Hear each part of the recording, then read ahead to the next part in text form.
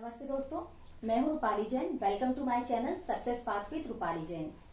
दोस्तों, जैसा कि आप सभी जानते हैं कि हर महीने की 8 तारीख को हम ऐसी महिलाओं से आपको मिलवाते हैं जिन्होंने ऐसा काम किया है जो समाज के लिए एक प्रेरणा स्रोत बन सके। तो आज हमारे साथ में है रतलाम से सोनाली परमार जी। सोनाली ने अभी अपने हस्बैंड के साथ में अफ्रीका की सबसे ऊंची चोटी किलिमंजारो पर्वत चोटी को फतह करके और अपना नाम रोशन किया है। और आइए हम सुनते हैं कि कैसे इन्होंने इस चीज की तैयारी की, कैसे इनका बचपन बीता, कैसे इन्होंने सोचा कि मैं ऐसा कोई काम करूं जिससे मेरी एक अलग पहचान बने। तो मिलते हैं सोनाली जी से। तो सोनाली जी, बहुत बहुत स्वागत है हमारे चैनल पर आपका। और हम जानना चाहेंगे कि कैसा आपका बचपन रहा, कहाँ से आप बिलोंग करते हैं और कैसे आपने पढ़ाई की। धन्यवाद मैम। नमस्ते दोस्तों, मैं सोनाली परमार ग्राम मऊघाट सुजालपुर तहसील जिला शाजापुर की रहने वाली हूँ। मैं सुजालपुर तहसील के पास छोटे से गांव मऊघाट की रहने वाली हूँ, जहाँ पर लगभग 30 से 40 मकान होंगे। अच्छा। वहाँ पर मतलब मऊघाट की मैं ऐसी पहली लड़की हूँ जो मतलब ग्रेजुएट हुई हूँ, और पहली ऐसी लड़की हूँ जिसने मतलब लव मैरिज की है, और पहली ऐसी लड़की हूँ जो सास की सेवा में हूँ, और पहली ऐसी लड़की हूँ जिसने अभी किलिमंजारो फतह करके इतिहास रचा है। बिल्कुल। मैं आपको ये बताना चाहूंगी कि हमने जो सफर स्टार्ट किया किलिमंजारो का, ये प्रेरणा हमको मिली थी। हमने 2019 में न्यूज़पेपर में पढ़ा था जी। मेघा परमार, जो एमपी की फर्स्ट मतलब पहली लड़की है जिसने माउंट एवरेस्ट फतह किया जी, और जिन्होंने अभी वर्ल्ड रिकॉर्ड भी बनाया। तो उनका, मेरे हस्बैंड ने उनका न्यूज़पेपर में उनके बारे में पढ़ा था, तो तब मेरे हस्बैंड ने मुझे बोला था कि अपन को भी ये करना है। ओके। तो मैंने उनको यही बोला कि हाँ बिल्कुल अपन करेंगे। पर बीच में क्या हुआ कि हमारे घर की कुछ परिस्थिति ऐसी हो गई थी कि हम वो कर नहीं पाए। मतलब शादी के लगभग 2 साल के अंदर ऐसा कुछ हो गया कि हम कर नहीं पाए, और फिर मेरा एक 2 साल का बेबी है, तो इसलिए फिर वो चीज हमने ड्रॉप कर दी थी। फिर अब मतलब मेरा जो बेबी है वो 1.5 साल का हुआ, तब हम लोगों ने प्रैक्टिस स्टार्ट की। लगभग 6 महीने की प्रैक्टिस थी हमारी। अच्छा। तो ये जानना चाहेंगे, जैसे आपने बताया कि आप पहली लड़की हैं जो ग्रेजुएट हुई हैं और शासकीय सेवा में आने वाली भी पहली लड़की हैं। तो कैसे आपके घर वालों ने सपोर्ट किया या कैसे आपके माता पिता ने आपको आगे बढ़ने के लिए प्रेरित किया। मैं जैसा कि एक बहुत छोटे गांव की लड़की हूँ, और जहाँ पर समाज इस चीज को एक्सेप्ट भी नहीं करता कि आप लव मैरिज कर रहे हो, लेकिन मेरे माता पिता हमेशा मेरे साथ खड़े रहे। मेरी मम्मी का इसमें बहुत सपोर्ट रहा, पापा का भी था। और मैं इतने छोटे से गांव से बिलोंग करती हूँ कि जहाँ पर ना स्कूल है ना दुकानें हैं। पर हम जब पढ़ाई करते थे तो हमको लगभग गांव से 3 से 6 किलोमीटर, मतलब 6 किलोमीटर दूर हमको पढ़ने के लिए जाना रहता था। तब क्या सड़क भी नहीं थी हमारे गांव से वहां तक जाने के लिए। तो मेरे पापा एक साइकिल से मैं और मेरी बहन को स्कूल ले जाया करते थे। उसको आगे बिठाते थे, मैं पीछे बैठती थी, ऐसे स्कूल मतलब हमको साइकिल से स्कूल ले जाते थे। और मैं मतलब मेरे गांव में लड़कियां उस टाइम इतना पढ़ती भी नहीं थी। पहले क्या था कि शादियां कर देते थे कि क्या करेगी लड़की पढ़ के, शादी कर दो। ऐसा मेरी मम्मी को भी बोला कितने लोगों ने कि क्या करेगी लड़की पढ़ के, शादी ही तो करना है, कहीं और ही जाना है। पर मेरी मम्मी ने बोला नहीं, मेरी बेटी पढ़ना चाहती है तो मैं उसको पढ़ाऊंगी, और मेरी मम्मी ने इसमें मेरा पूरा सपोर्ट किया। फिर बात आती है, मेरी एक फ्रेंड है, उसने मतलब मैंने क्या जब मेरी ग्रेजुएशन की तो मेरा आर्ट्स सब्जेक्ट था उस टाइम। इतना मतलब अब घर में भी कोई पढ़ा लिखा नहीं है, तो ये पता भी नहीं रहता कि अपने को आगे क्या करना है। बिल्कुल। तो मेरी एक फ्रेंड थी उमा करके, उसका बीएससी था। उसको उसके किसी टीचर ने बोला कि आप रतलाम चले जाइए, तो रतलाम में बैंक की तैयारी अच्छी होती है, युवाम के बारे में बताया था। अच्छा। तो मैंने उसने मुझे बोला, तो मैंने उसको बोला कि तू एक काम करना, जब जाए तब मुझे बता देना। तो उसने मुझे रतलाम आने के एक दिन पहले फोन लगाया कि सोनाली अपन को तैयारी करने के लिए चलना है। तो मतलब मेरे मम्मी पापा ने मेरा इतना सपोर्ट किया कि मैं एक दिन पहले उनको बता रही हूँ कि हम बैंक की तैयारी करने रतलाम जा रहे हैं, जबकि हमारे इधर इधर के अधिकतर लोग इंदौर जाते हैं, भोपाल जाते हैं, उज्जैन जाते हैं, बिल्कुल। रतलाम कोई नहीं आता, रतलाम हम लोग ही आए थे सिर्फ। हाँ। तो मेरी मम्मी ने बोला कि ठीक है तुम जाओ, मतलब एक दिन पहले ही हमने सब पैकिंग की और मेरे मम्मी पापा ने बोला कि ठीक है तुम जाओ। मतलब मेरे अच्छा। मम्मी पापा का इतना सपोर्ट है कि हाँ मेरी बेटी कर रही है तो अच्छा ही कर रही है। ये एक बहुत बड़ी बात है कि माता पिता और इतने छोटे से गांव में रहकर अगर इतनी बड़ी सोच रखें तो डेफिनेटली हमारे देश की सारी बेटियां आगे बढ़ जाए। तो ये एक बहुत अच्छी सोच आपके माता पिता की रही कि उन्होंने आपको इतना आगे बढ़ाया, इनकरेज किया। फिर सोनाली बात करते हैं कि कैसे आपकी फिर शादी हुई और शादी के बाद में कैसी फैमिली है, कैसे आपके हस्बैंड और आपने चूंकि साथ में किलिमंजारो का पर्वत चढ़ा है तो हम डेफिनेटली उनसे भी बात करेंगे।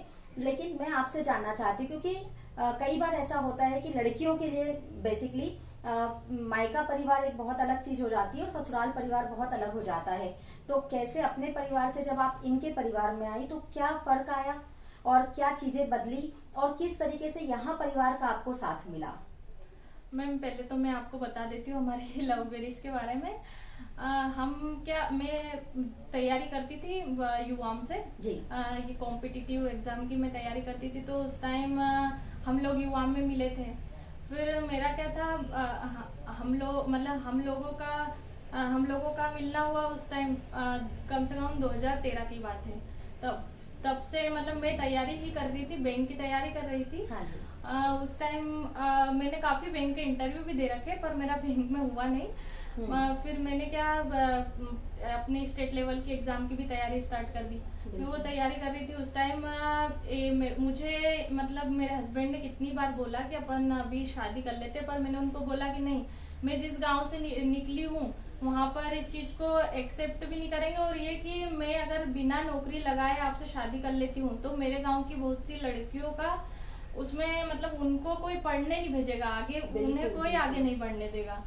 और तो मैंने पहले बोला कि नहीं, मेरी पहली प्रायोरिटी है जॉब लगाना। पहले मैंने जॉब लगाई और उन्होंने भी मेरा सपोर्ट किया कि ठीक है तुम जॉब लगा लो, उसके बाद ही हम शादी करेंगे। फिर मेरे मम्मी पापा को कन्विंस किया, मम्मी पापा ने भी ठीक है, मम्मी ने बोला कि ठीक है तुम्हारी खुशी के लिए ठीक है। फिर मम्मी पापा भी मान गए, लेकिन मुझे मालूम था कि शादी तो मैं तो शादी करके ही आ जाऊंगी। उसके बाद मेरे मम्मी पापा को बहुत कुछ सुनना पड़ेगा। उसमें मेरी मम्मी ने को काफी सुना भी सही, क्योंकि गांव में जो सोच होती है वो धीरे धीरे बदलती है, एकदम नहीं बदलती है। बिल्कुल। फिर मेरे मम्मी पापा ने काफी सुना, पर अब जब हम जैसे कि किलिमंजारो फतह करके आए उसके बाद से मेरे गांव में बहुत लोगों की सोच चेंज हो चुकी है, और अभी हम अच्छा। जैसे गए थे ना तो पूरे गांव वालों ने स्वागत किया था। अरे वाह, ये एक बहुत बड़ी सकारात्मक सोच है। एक्चुअली क्या होता है जब लव मैरिज का नाम सुना जाता है तो ऐसा सोचा जाता है कि लड़के लड़कियां बाहर पढ़ने गए, ठीक है लव हो गया और मैरिज कर ली। लेकिन जो इन्होंने किया एक कहना चाहिए कि मिसाल है, दोनों ही लोग। कारण है कि इन्होंने न केवल अपने आप को सेल्फ डिपेंडेंट बनाने की सोची, बल्कि ये भी सोचा कि अगर ये सेल्फ डिपेंडेंट नहीं बनी, अगर इनका कुछ किसी भी नौकरी में नहीं लगी तो इनके यहाँ की किसी भी लड़की को शायद उनके पेरेंट्स कभी पढ़ने बाहर भेजेंगे नहीं, क्योंकि जनरली लोगों की यही मानसिकता होती है कि बाहर पढ़ने गई और देखो पढ़ाई तो की और ये काम कर लिया। तो एक बहुत पॉजिटिव वे में आपने लव मैरिज को डिफाइन किया है, हेड्स ऑफ टू यू। और बहुत अच्छा लगा कि इस तरीके से भी किसी की सोच हो सकती है, ये देखकर बहुत अच्छा लगा। तो सोनाली अब आगे बढ़ते हैं कि फैमिली हो गई, उसके बाद आपने बताया कि आपका बेबी भी है। हाँ। और जब वो 1.5 साल का था और आप लोगों ने तैयारी भी शुरू की कि आपको जाना है, तो ये एक तरीके से किसका निर्णय था कि आपको किलिमंजारो जाना है? एक तरीके से ये निर्णय मेरे हस्बैंड का ही था। अच्छा। और मैंने मतलब शुरू से ही मैंने पूरा सोचा था कि मैं अपने पति का मतलब हर जगह साथ दूंगी, जैसा कि अपन साथ वचन तो लेते ही है कि मैंने सोचा कि नहीं, इन्होंने बोला है तो मुझे ये करना है। अच्छा। मैंने इनका पूरा, पर इसमें मैम जैसे आपने मुझसे पूछा था कि इसमें मेरे ससुराल पक्ष का क्या हो रहा, तो मैं आपको बताती हूँ कि मैं बहुत लकी हूँ कि मुझे इतना अच्छा ससुराल पक्ष मिला है। मतलब मेरे जो सास ससुर है वो बिल्कुल माता पिता की तरह ही है, मुझे बिल्कुल बेटी की तरह ही रखते हैं। अच्छा। और मेरा जैसे कि छोटा बेबी है तो हम लोगों ने किया, लेकिन हमारे घर वालों का उसमें बहुत मतलब 80% सपोर्ट मेरे सास ससुर मतलब मेरे माता पिता का ही था कि हम लोग ये कर पाए, क्योंकि मेरा जो बच्चा है उसको पूरा मतलब मम्मी पापा ही संभालते थे। हम लोग तो सुबह प्रैक्टिस पे चले जाते थे, 3-4 घंटे में हम प्रैक्टिस करके आते, तब तक हम तो उसको सोता हुआ छोड़ के जाते थे और मम्मी पापा उसका पूरा ध्यान रखते थे। और मम्मी पापा का पूरा सपोर्ट है, मतलब मतलब मेरी सासू माँ तो इतनी अच्छी है कि पूरा मतलब बेटी की तरह ही रखती है मुझे। अच्छा, ये भी एक बहुत बड़ी बात है कि आपके घर वाले, आपके ससुराल वाले जब तक आपका साथ नहीं देंगे तब तक ऐसी कोई भी बड़ी चीज करने में निश्चित तौर पे आप सफल तो हो जाएंगे, लेकिन ऑब्स्टेकल्स बहुत आएंगे। तो सोनाली जी के साथ ये बहुत अच्छी बात रही कि उनके परिवार वालों ने इनका पूरा साथ दिया। और चूंकि अब हम जो कहानी सुनने वाले हैं किलिमंजारो वाली, वो चूंकि आपके और आपके हस्बैंड की साथ में है, तो हम चाहेंगे कि एक बार आपके हस्बैंड भी हमारे सभी लोगों से मुखातिब हो, ताकि उनका भी हम परिचय करवा सकें और ये भी बता सकें कि कैसे हस्बैंड वाइफ ने सोचा और कैसे आप लोगों की जर्नी वहां तक की रही है। नमस्ते, वेलकम करते हैं मिस्टर अनुराग चौरसिया जी का। और आप बैंक ऑफ बड़ौदा रतलाम में कार्यरत हैं। और चूंकि अब सोनाली से हमने बहुत सारी बातें की, लेकिन किलिमंजारो की चढ़ाई आप दोनों की थी, तो हमने सोचा है कि आप दोनों से हम अनुभव सुनते हैं उसका, कि कैसे आप लोगों ने ट्रेनिंग की, कितने घंटे आप लोग ट्रेनिंग को देते थे, फिर कैसे आप वहां गए और वहां चढ़ने का जो चढ़ाई वाला अनुभव रहता है वो कैसा रहा। क्योंकि आपने सूर्य नमस्कार भी किया है वहां पर जाकर, और आप पहले दंपत्ति हैं जिन्होंने इस तरीके का सूर्य नमस्कार वहां जाकर किया है। तो ये बहुत बड़ी बात है, इवन हमारे लिए ही नहीं बल्कि हमारे देश के लिए भी ये बहुत बड़ी बात है कि हस्बैंड वाइफ ने किलिमंजारो पर्वत पर चढ़कर और सूर्य नमस्कार किया, और ये करने वाले ये विश्व के पहले दंपत्ति हैं। So thank you. बताएं आप अपनी जर्नी बताएं। चलो मैं ही शुरुआत करता हूँ। जैसे हमने जब सोचा कि किलिमंजारो चढ़ना है जी, तब हमारे मन में सिर्फ एक चीज थी कि हमको किलिमंजारो चढ़ना है। ओके। बहुत सारी बीच में समस्याएं आई, क्योंकि हम नई नई शादी हुई थी, कुछ पारिवारिक समस्याएं भी हुई, नौकरी भी थी, तो कुछ समस्याएं थी, लेकिन पहला मिशन था कि चढ़ना है और चढ़ना है। तो मेरी वाइफ ने पूरा मेरा साथ दिया, हम तैयार हुए। हम जिस दिन हमको चढ़ना था, हमने 8 तारीख को चढ़ना स्टार्ट किया। ओके। 8 सितंबर को हम चढ़ना स्टार्ट किया। किलिमंजारो नेशनल पार्क होता है, हमने एक कंपनी 360 एक्सप्लोरर्स, उसके माध्यम से हम गए थे। अच्छा। क्योंकि वहाँ की जो परमिशंस होती हैं, इंश्योरेंस होते हैं, आपकी सारी व्यवस्था होती है, वो कंपनी कर देती है। अच्छा। क्योंकि आप भी कर सकते हैं लेकिन बहुत सारी समस्या होती है। राइट। तो उन्होंने किया, हम 8 तारीख को चढ़ना चालू किया। तो पहले दिन हमको चढ़ना था 8 किलोमीटर। राइट। हम पहुंचते हैं 2720 मीटर की ऊंचाई पे। अच्छा। वो रास्ता आप ऐसा समझ सकते हैं कि सतपुड़ा के घने जंगल जैसा था। अच्छा। पूरा घना जंगल। ऐसा भी कहते हैं ना, अफ्रीका में बहुत जंगली जानवर भी बहुत रहते हैं। लेकिन हमको तो ऐसा मतलब कोइंसिडेंस से शायद हमारा लक था कि हमको वहां पे कोई जानवर दिखे नहीं। अच्छा। लेकिन वो जंगल बहुत ज्यादा घना था। आप ऐसा समझ सकते कि हमको 3-4 घंटे तक आसमान नहीं दिख रहा था। अच्छा। ऐसा घना जंगल था और बहुत स्लिपरी भी था वहां पे। पानी, बरसात भी बहुत इंस्टेंट हो जाती, कभी भी हो जाती, कोई ऐसा फिक्स नहीं है। तो वहां पे जमीन भी नमी वाली थी। हमको चढ़ना था 8 किलोमीटर। एक्चुअली हमको कोई हाइकिंग का एक्सपीरियंस नहीं था, हमने ट्रेकिंग कभी की नहीं थी। अच्छा। आप ऐसा समझ सकते हैं कि रतलाम के पास जो सातुंडा का मंदिर है, माता जी का, 500 मीटर होगा। हम बस मैक्सिमम इतना ही चढ़े थे। अच्छा। और हम कभी 500 मीटर ज्यादा चढ़े नहीं थे। तो हमारे लिए नया अनुभव था, क्योंकि हमने प्रैक्टिस जब की थी जी। तो हमने कोई वेट लेके प्रैक्टिस नहीं की थी। हम अलग अलग शेड्यूल होता था, आपको 6 किलोमीटर, 8 किलोमीटर, 10 किलोमीटर चलना है, साइकिलिंग करना है, दौड़ना है, 15 किलोमीटर, 20 किलोमीटर। तो लेकिन हम सब विदाउट वेट करते थे। अच्छा। लेकिन जब हम गए वहां पे तो हमको वेट के साथ चढ़ना था। हाँ। और पहाड़ी थी, चूंकि स्लिपरी था तो थोड़ा सा रिस्की था। दिक्कतें तो आई होंगी। दिक्कत तो आती है, लेकिन हम दो ही धीरे धीरे करके चढ़ गए। पहले दिन 8 किलोमीटर का सफर था, स्लिपरी था, लेकिन हम पहुंच गए। चूंकि यहाँ का मौसम थोड़ा सा गर्म था और पहाड़ी पे थोड़ा सा मौसम ठंडा होता है। जब हम ऊपर पहुंचे 2720 मीटर की ऊंचाई, पहले दिन के पड़ाव पे, आप ऐसा समझ सकते हैं कि वो पचमढ़ी से डबल था। अच्छा। जो मध्य प्रदेश की सबसे ऊंची चोटी पचमढ़ी, वहां से जस्ट डबल था। मौसम बहुत ज्यादा ठंडा था, ठंड भी ज्यादा लग रही थी। और जब आप बढ़ते हैं हाइकिंग के ऊपर, जब ऊंचाई बढ़ते हो, आपको माउंटेन सिकनेस होती है, सर दर्द होता है, वॉमिट, जी घबराना, और इस तरीके से होता है। तो लेकिन पहला दिन हमको अच्छा रहा, हमको कुछ नहीं हुआ। अच्छा। तो ये हमारा लक था। फिर दूसरे दिन हम चढ़े मंडारा हाट से हुरम बोहट के लिए। वो थी 3720 मीटर की ऊंचाई। अच्छा। तो वो उस दिन हमको चलना था लगभग 12 किलोमीटर। राइट। 12 किलोमीटर का सफर अलग अलग पड़ाव थे। पहले कुछ जंगल का हिस्सा था, फिर उसके बाद जो है नदियों का हिस्सा नहीं था, नदी में छोटे बड़े पत्थर होते हैं, इस तरीके से था। तो हमको गाइड ने बोला था कि इस जो पत्थर है आप बहुत संभल के चलिएगा इस पे, क्योंकि जरा से में आपका पैर स्लिप होगा और आपकी जो नी है वो बेंड हो जाएगी। अच्छा। तो आपको चढ़ना तो छोड़ना पड़ेगा, फिर एडमिट होना पड़ेगा। तो हमने वो वाला भी बहुत संभल के चढ़े। हमको लगभग 7 से 8 घंटे के आसपास लगे 12 किलोमीटर चढ़ने में। हमने वो चढ़े वहां पे, फिर हम पहुंच गए होरंगोहट। आप होरंगोहट को ऐसा समझ सकते हैं कि जो अपने भारत में अमरनाथ है, बहुत सारे लोग जाते हैं, उससे वो ज्यादा ऊंचाई थी। अच्छा। वहां पे टेम्परेचर भी लगभग माइनस में था, 3 या 4 डिग्री के आसपास, वो एग्जैक्ट मुझे याद नहीं, लेकिन हाँ माइनस में टेम्परेचर था, बहुत ज्यादा ठंड थी। फिर तीसरे दिन हमको वहां पे आपकी बॉडी एक्लिमेटाइज करने के लिए ऊंचाई पे हमको वहां पे रुकवाया। अच्छा। फिर वहां से हमको 500 मीटर की ऊंचाई पे ले जाया गया, जहाँ पे एक रॉक, वो जेब्रा रॉक होती है। अच्छा। मतलब जो किलिमंजारो है वो ज्वालामुखी है। ओके। तो वहां से जो पहले निकली हुई थी जो लावा, उससे कुछ साइन बने थे, जैसे जेब्रा हो। अच्छा। जेब्रा के ऊपर जो साइन होते हैं, ऐसे साइन बने थे। तो हम वो 500 मीटर की ऊंचाई थी, वहां पे हमको ले गए और फिर हमको 2-3 घंटे वहां रुकना था कि आपकी बॉडी इतनी ऊंचाई पे एक्लिमेटाइज हो जाए, कि एक्सेप्ट हो जाए, उसमें कुछ प्रॉब्लम ना हो। तो हम वहाँ 3-4 घंटे रुके और उसको फिर ऐसा करके हमको लगभग पूरा दिन हो गया था। फिर हम नीचे आए, फिर पूरा दिन रुके और फिर अगले दिन हमको वापस जाना था हमारी चढ़ाई पे कंटिन्यू करने। हमारी बॉडी एक्लिमेटाइज हो गई थी, समस्या थोड़ी सी कम थी कंपैरेटिवली। हाँ। फिर हमको जाना था होरंगोहट से कीबोहट।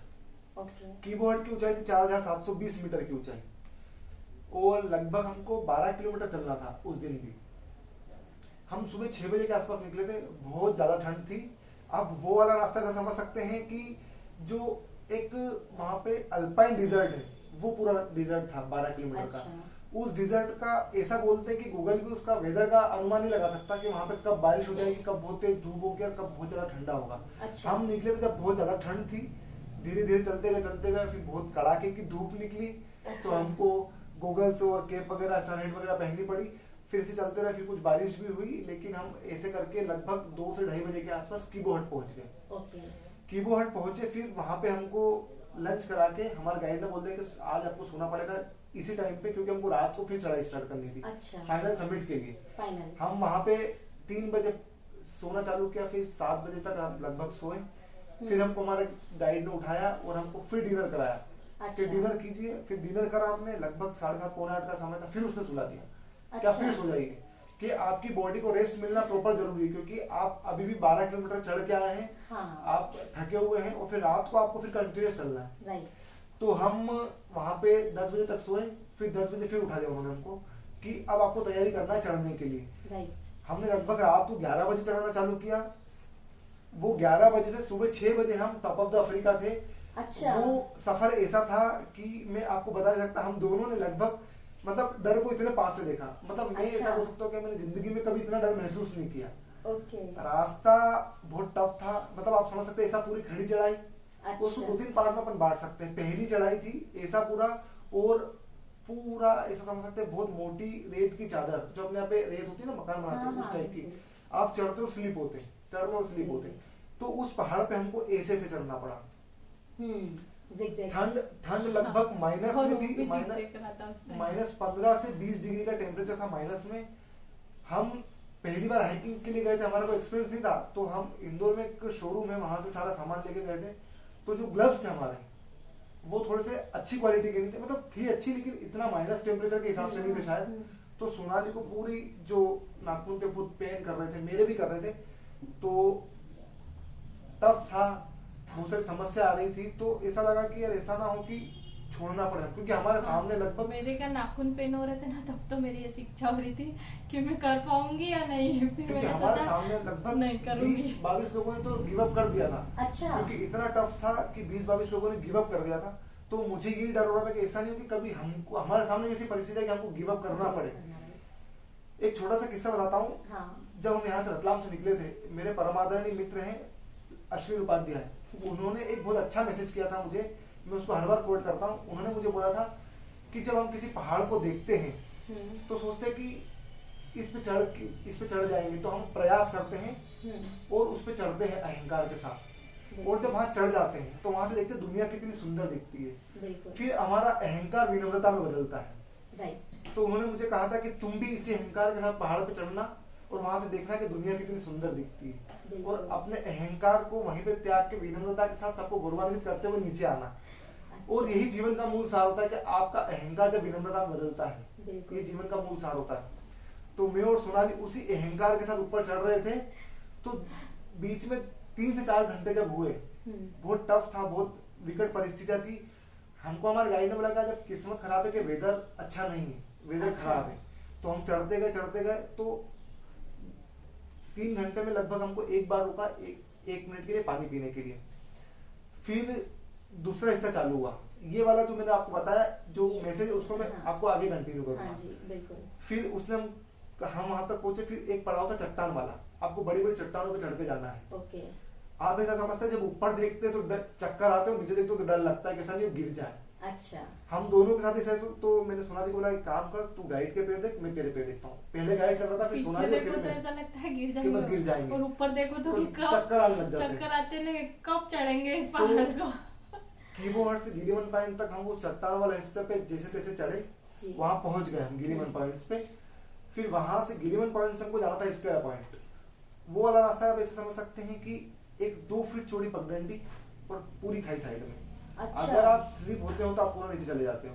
अच्छा। बहुत रिस्क रहता है। हम जैसे तैसे धीरे धीरे धीरे हम 4 बजे गिलीमन पॉइंट पहुंच गए थे। वहां से लगभग 1.5 घंटा लगता है आपको टॉप ऑफ द अफ्रीका पहुंचने में। तो मैंने सोनाली को धीरे धीरे से बोला, हिंदी में बोला कि वो समझ नहीं पाएगा कि यार अपन अगर 5:30 बजे पहुंच गए तो फोटो तो क्लिक ही नहीं कर पाएंगे, तो फोटो भी क्लिक करना जरूरी। तो फिर मैंने इसको बोला कि तू धीरे धीरे चल। अपन तो मतलब वहां आप ये सोच रहे थे? हाँ। क्योंकि हम गए थे, मतलब हम इतने एक्साइटेड थे कि हाँ हम चढ़ गए हैं, अब हम बस आखिरी उस पे पहुंचने वाले हैं पिक पे, और बस हम यहाँ से मतलब हम जो सोच के गए थे कि हमको ये करना है तो, और ये करे बिना हम यहाँ से नहीं जाएंगे। अच्छा। वो सारी चीजें हो नहीं पाती। और हमारे गाइड ने हमको पहले ही बोला था कि आप ज्यादा देर ऊपर नहीं रुक सकते क्योंकि ऑक्सीजन की कमी होती है। तो अब मैं इसको बोला था कि अपने को चलना धीरे, क्योंकि हमारे गाइड को ये भरोसा नहीं था कि हम इतनी जल्दी और इतना अच्छा कर पाएंगे। लेकिन हमने, चूंकि हमारी प्रैक्टिस अच्छी थी, बड़ों का आशीर्वाद था, माता पिता का आशीर्वाद था, सबकी दुआएं थी, तो हमने अच्छा कर लिया। तो जब हम पहुंचे गिलीमन पॉइंट्स, और गिलीमन पॉइंट से स्टेरा पॉइंट के लिए, तो गिलीमन पॉइंट पे हम 1 मिनट रुके फिर पानी पीने के लिए। फिर वहां से मैंने सोनाली को बोला कि बहुत धीरे धीरे चलना अपने को। जो 45 मिनट का सफर था हमने वहां पे 1 घंटा लगाया जी, सिर्फ इसलिए कि हमारे गाइड को भी थोड़ा लगे कि यार ये चल रहे हैं। हम पहुंच गए वहां पे, फिर स्टेला पॉइंट पे रुके, वहां पे भी 1 मिनट रुके, पानी वानी पिया, फिर हमने चढ़ना चालू किया। फिर अब हम 6 बजे पहुंचते तो मैं सूर्यदेव से विनती कर रहा कि हे सूर्यदेव आप जल्दी से निकल जाओ, हम फोटो क्लिक कर पाएंगे। तो धीरे धीरे धीरे चढ़ते गए, फिर हम थोड़ा और धीरे चले। हम 6 बजने में 10 मिनट की देरी थी, हम टॉप ऑफ द अफ्रीका पहुंच गए और उधर से सूर्य की लालिमा दिख रही थी। लेकिन हाँ ऐसा था कि फोटो क्लिक हो रहे थे। तो हमने फोटो क्लिक किए, और आप मानिएगा कि इतनी ऊंचाई को मैंने पहली बार देखा कि सूर्यदेव इतनी जल्दी से मतलब निकलते और इतनी जल्दी से रोशनी होती है। हमने पहली बार फोटो क्लिक किया, हम वहां पहुंच गए, बहुत एक्साइटेड थे। तो आप ये देखिएगा कि मैंने ग्लव्स पहन रखे थे, हम दोनों ने फोटो में ग्लव्स, मेरे हाथ में ग्लव्स नहीं। तो मैंने कहा अब तो पहुंच गए अपन, ग्लव्स निकालो, और बैग में से मैंने नेशनल फ्लैग निकाला, उसको होस्ट किया। उसके बाद हमने नेशनल एंथम गाया, तो उसको गाने में लगभग 52 मिनट और हमने 52 सेकेंड, और उसके बाद हमने सूर्य नमस्कार किया। लगभग 3-4 मिनट का प्रोसेस था पूरा, सब मिला के फ्लैग करना और ये सब करना। तो जब मैंने देखा तो मेरा हाथ फ्रीज हो गया था, मतलब ऐसे ही रह गया, उसमें कुछ मूवमेंट नहीं हो रहा था। फिर हमारे गाइड ने उसको मालिश चालू की, लगभग 10-15 मिनट नीचे उतरते उसने मालिश की और हमारा हैंड मूवमेंट होने लगा था। अच्छा। मैं आपको बताना चाह रहा हूँ कि जब हम पहुंच जाते, जब आपको जो चाहते हो मिल जाता है, तो आप इतने एक्साइटेड होते हैं, सब चीजें भूल जाते हैं। अब मैं आता हूँ मेरी दूसरी बात पे, जो पहले छोड़ दी मैंने, मेरे जो मित्र ने बताया था, उन्होंने बोला था कि आप उस अहंकार के साथ पहाड़ पे चढ़ना और वहां से देखना कि दुनिया कितनी सुंदर दिखती, और फिर आप उसी अहंकार के साथ विनम्रता में बदल के और नीचे सबको गौरवान्वित करते उतरना। तो जब हम गिलीमन पॉइंट पे चढ़ रहे थे, लगभग 3.5 घंटे हो गए, 4 घंटे हो गए थे, और हमको लग रहा था कि शरीर जवाब देने लगा है। तो हम क्या भारतीय संस्कृति से निकले हुए लोग हैं, हर चीज में हम भगवान को देखते हैं, हम अपने माता पिता में भगवान को देखते हैं, हम खाने में अन्नपूर्णा माँ को देखते हैं, हम हमारी शिक्षा में सरस्वती माँ को देखते हैं, हम हमारे धर्म में लक्ष्मी माँ को देखते हैं। तब मैं जब पहाड़ पे चढ़ रहा था, हमारी हिम्मत जवाब दे रही थी। मैं सोनाली को क्या हर थोड़ी देर में पूछता था कि शतरानी कैसी हो, मैं शतरानी बोलता हूँ, तो इसने हर बार जवाब दिया। लेकिन आखिरी के 3-4 घंटे में मतलब से जवाब देना बंद कर दिया। मैं इससे पूछा शतरानी कैसे हो, तो इसका कोई रिस्पॉन्स नहीं। फिर 10 मिनट बाद बोला तो शतरानी कैसे हो, इसका कोई रिस्पॉन्स नहीं। तो मैं अंदर से डर होने लगा कि ऐसा नहीं कि इसके दिमाग में चल रहा हो कि अपने को गिव अप करना है। आखिरी में ऐसा लग रहा था बिल्कुल जिग जैसा, मतलब ऐसा ना हो कि मैं गिर जाऊं। अच्छा। ऐसा हो रहा था। तो फिर वहां पे मैंने जो बोला था कि अहंकार के साथ चलना, मैंने वहां पे रुका और पर्वत देवता को नमन किया कि प्रभु मेरा अहंकार यहीं टूट गया है, मैं यहीं से विनम्र हो रहा हूँ, आप मुझे चलने की आज्ञा दे। तो बस वहां से कुछ एक नई स्फूर्ति सी जाएगी, क्योंकि हम विश्वास करते हैं, हम भारतीय लोग विश्वास करते हैं। उस मुझे विश्वास हुआ कि पर्वत देवता ने हमें चलने की अनुमति दी। फिर हम चलना चालू कर, हम टॉप ऑफ द अफ्रीका पहुंचे और वहां से देखा कि दुनिया सच में कितनी सुंदर दिखती है। बिल्कुल। हम जब देखते हैं, जब बोलते हैं कि जब आप ऊंचाई पे होते हैं आपको सब चीजें छोटी दिखती है। तो मैं सभी को यहाँ संदेश देना चाहता हूँ कि आपके जीवन में जो ग्लानि है, जो किसी से द्वेष है, किसी से कुछ बदला लेने की भावना को आप उस ऊंचाई पे जाके देखें, सब चीजें बहुत छोटी दिखेगी। आप अपने अहंकार को विनम्रता में बदलें और सभी को गौरवान्वित करें। तो ऐसे हम नीचे उतरे और ये सफर बहुत अच्छा रहा। शतरानी ने, सोनाली ने कदम से कदम मिला के साथ दिया मेरा।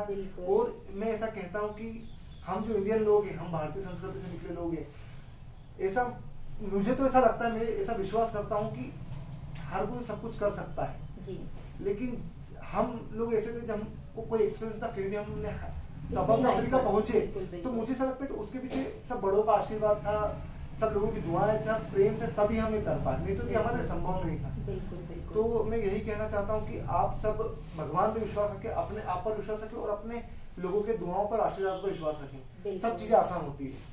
कितनी हम्बली इन्होंने जो बताया है, और मुझे ऐसा लग रहा है कि जैसे मैं खुद किलिमंजारो चढ़कर आई हूँ, क्योंकि एक एक छोटी से छोटी बात जो इन्होंने बताई कि हमने इतने से इतनी देर तक ये किया, इतने घंटे हमने ये चढ़ाई की, इसके बाद ऐसी चढ़ाई थी, तो मैं सब कुछ इमेजिन कर पा रही थी। और नो डाउट हमारे व्यूअर्स भी इमेजिन कर पा रहे होंगे कि कब वहाँ रेतीले पहाड़ थे, कब वहाँ नदी थी, और कब वहाँ ऐसे पहाड़ थे जो बिल्कुल खड़े पहाड़ थे। और बहुत अच्छी तरीके से आपने डिस्क्राइब किया इस चीज को, और बहुत शानदार तरीके से आपने किलिमंजारो पर्वत चढ़ा है।